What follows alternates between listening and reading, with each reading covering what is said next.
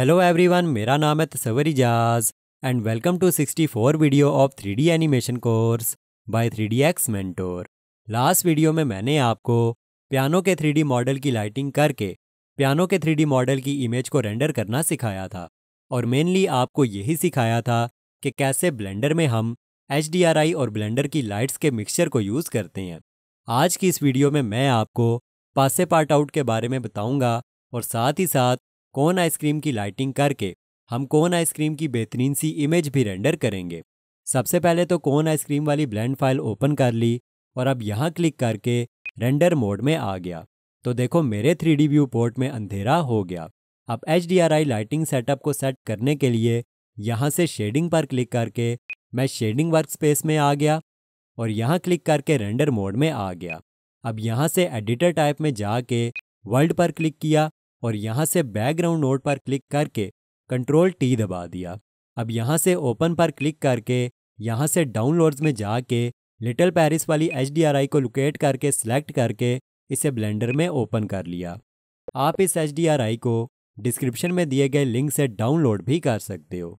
अब यहाँ से कैमरा आइकन पर क्लिक करके रेंडर प्रॉपर्टीज़ में जाके यहाँ से फिल्म में जाके ट्रांसपेरेंट को टर्न ऑन कर दिया ताकि HDRI का बैकग्राउंड गायब हो जाए और यहाँ से बैकग्राउंड नोड के पास आके स्ट्रेंथ की वैल्यू को 0.7 कर दिया ताकि HDRI की लाइटिंग थोड़ी सी डिम हो जाए।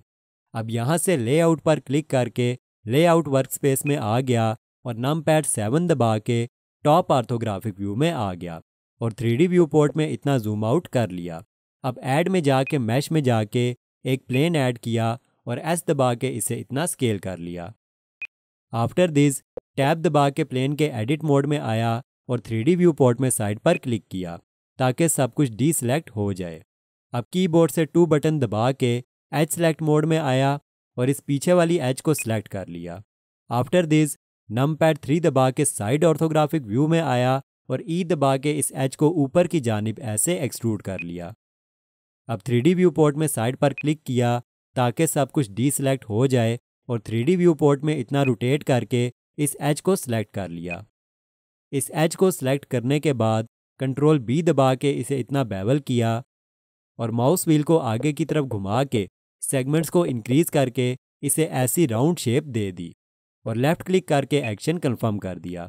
आफ्टर दिस टैब दबा के ऑब्जेक्ट मोड में आया, राइट क्लिक करके शेड स्मूथ बाय एंगल पर क्लिक किया और अब इस बैकग्राउंड की टेक्सचरिंग करने के लिए यहाँ से शेडिंग पर क्लिक करके मैं शेडिंग वर्कस्पेस में आ गया।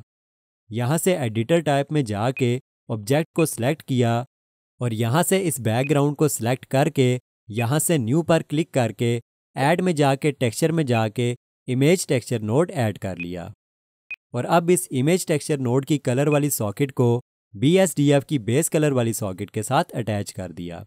अब यहाँ से ओपन पर क्लिक करके यहाँ से डाउनलोड में जाके आइसक्रीम बैकग्राउंड वाली इमेज को ओपन कर लिया और यहाँ से बैकग्राउंड को सिलेक्ट करके टैब दबा के इसके एडिट मोड में आके A दबा के सिलेक्ट ऑल किया और U दबा के प्रोजेक्ट फ्रॉम व्यू पर क्लिक कर दिया।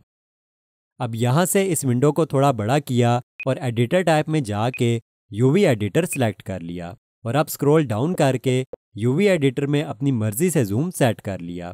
अब UV एडिटर में A दबा के सिलेक्ट ऑल किया और S दबा के इसे इतना स्केल कर लिया और G दबा के इसकी पोजीशन एडजस्ट कर ली। अब 3D व्यू पोर्ट में आके टैब दबा के ऑब्जेक्ट मोड में आ गया और अब अगर आपको 3D व्यू पोर्ट में रोटेट करके दिखाऊं तो यहाँ पर आप देख सकते हो कि हमारी आइसक्रीम और उसका बैकग्राउंड रेडी है और HDRI लाइटिंग सेटअप में ये बेहतरीन दिखाई दे रही है। अब बस कैमरा को सेट करना है, पासे पार्ट आउट को समझना है और इमेज को रेंडर करना है।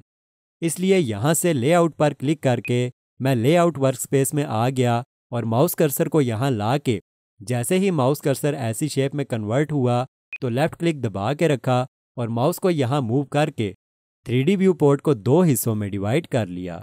अब राइट साइड वाले 3D व्यू पोर्ट में आके नमपैड 1 दबा के फ्रंट ऑर्थोग्राफिक व्यू में आया, ऐड में जाके कैमरा पर क्लिक किया और एक कैमरा ऐड कर लिया। मूव वाले गिज्मो से इस कैमरा को इतना ऊपर मूव किया और नमपैड 7 दबा के टॉप ऑर्थोग्राफिक व्यू में आ गया और मूव वाले गिज्मो से इस कैमरा को इतना पीछे मूव कर दिया। अब लेफ्ट साइड वाले 3D व्यू पोर्ट में आके नमपैड 0 दबाया ताकि मुझे इस फ्रेम में वो दिखाई दे जो मेरा कैमरा देख रहा है। देखो यही सही टाइम है पासे पार्ट आउट को समझने का। देखो इस बॉक्स के अंदर जो हमें दिखाई दे रहा है वही हमारा कैमरा कैप्चर कर रहा है, और इस बॉक्स से जो बाहर है वो हमारे कैमरा में नहीं आ रहा। लेकिन ये बाहर का जो एरिया है ये दिखाई देने की वजह से सम टाइम हमें सही से ये समझ नहीं आती कि कैमरा में कितना व्यू आ रहा है। इसलिए अगर मैं यहाँ से कैमरा प्रॉपर्टीज़ में जाके व्यू पोर्ट डिस्प्ले में जाऊँ और थोड़ा सा स्क्रॉल डाउन करूँ तो यहाँ मुझे ऑप्शन मिलेगी पासे पार्ट आउट की। अगर मैं इसकी वैल्यू को इंक्रीज़ करूँ तो देखो कैमरा व्यू और भी विजिबल हो गया। 90% ऑफ द टाइम मैं इसे 0.9 पर सेट करता हूँ। आई होप कि आपको समझ आ गई होगी कि पासे पार्ट आउट क्या है और कैसे हमारे काम आता है। अब यहाँ से राइट साइड वाले 3D व्यू पोर्ट में आके साइड पर क्लिक किया ताकि सब कुछ डीसेलेक्ट हो जाए, और अब कैमरा को सिलेक्ट करके नमपैड 3 दबा के साइड ऑर्थोग्राफिक व्यू में आ गया। अब मुझे आपका सारा फोकस यहाँ चाहिए। बस गौर से देखते जाओ कि कैसे मैं कैमरा को मूव वाले गिज्मो से मूव करके और आर दबा के कैमरा को डिफरेंट एंगल पर रोटेट करके अपनी मर्जी से कैमरा सेट कर रहा हूँ।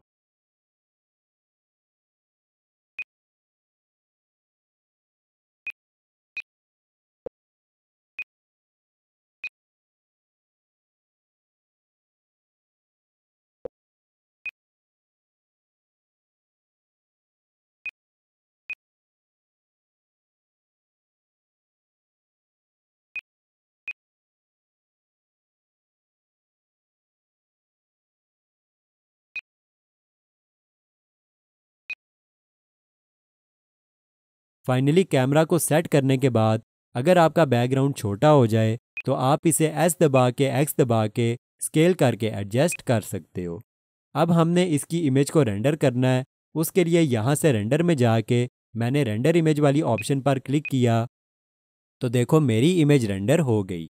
अब यहाँ से इमेज पर क्लिक करके सेव एज पर क्लिक करके यहाँ से डेस्कटॉप पर क्लिक करके यहाँ से इमेज का नाम रखा कौन, और यहाँ क्लिक करके इस इमेज को डेस्कटॉप पर सेव कर दिया।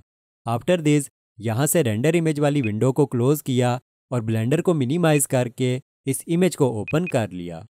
तो यहाँ पर आप देख सकते हो कि हमारी बेहतरीन सी इमेज रेंडर हो गई है। मेरी आज की वीडियो में मैंने आपको पासे पार्ट आउट के बारे में बताया और कैमरा को डिफरेंट एंगल पर मूव करके रोटेट करके सेट करना भी सिखाया। आप लोगों का होमवर्क ये है कि जितने भी 3D मॉडल्स हमने इस कोर्स में बनाए थे उन सब की बेहतरीन सी लाइटिंग करके डिफरेंट एंगल्स पर कैमरा सेट करके उनकी इमेजेस को रेंडर करो। नेक्स्ट वीडियो से हम टेक्सचरिंग को एडवांस लेवल पर समझना शुरू करेंगे।